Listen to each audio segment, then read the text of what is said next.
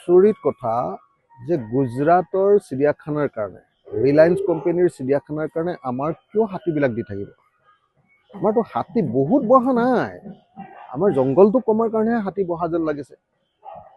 বাঢ়িছে বাৰু, ইমান কমা নাই, কিন্তু এনেকৈ শ হিচাপততো হাতী আমি দিব নোৱাৰোঁ, বা এটাও হাতী আমি দিব নোৱাৰোঁ কাকো।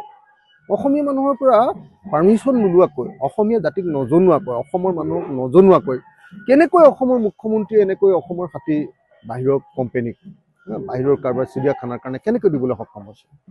এইটো নহ'ব দেই। অসমৰ মুখ্যমন্ত্ৰীক আমি দাবী উত্থাপন কৰিছোঁ যে অসমৰ পৰা হাতী দিয়াৰ কাৰবাৰটো বন্ধ কৰক, আৰু এই কাৰবাৰটো চলি থাকিলে অসমীয়া মানুহে প্ৰতিবাদ সাব্যস্ত কৰিবই লাগিব। এইটো কেতিয়াও মানি লোৱা নহ'ব। অসমৰ মুখ্যমন্ত্ৰীক মই পোনপটীয়াকৈ আহ্বান জনাইছোঁ যাতে এইটো ব্যৱস্থা গ্ৰহণ কৰে।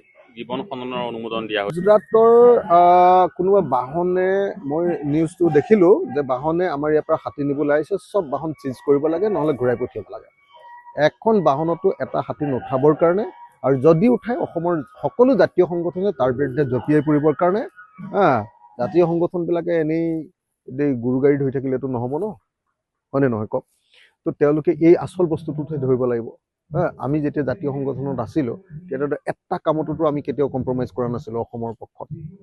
এতিয়া আমি বিধায়ক, গতিকে চব কথাত আমি জঁপিয়াই পৰিলে দেখিবলৈ বেয়া লাগে। মোক এটা বেলেগ দায়িত্ব ৰাইজে দিছে, গতিকে মই আহ্বান জনাইছোঁ জাতীয় সংগঠনবিলাকক, এনেকুৱা এখনো গাড়ী যাতে ইয়াৰ পৰা পাৰ হৈ যাব নোৱাৰে, এখনো গাড়ীত যাতে এটা হাতীও আমাৰ অসমীয়াৰ বিনা অনুমতিত যাতে লৈ যাব নোৱাৰে, তাৰ ব্যৱস্থা গ্ৰহণ কৰিব লাগে জাতীয় সংগঠনবিলাকে।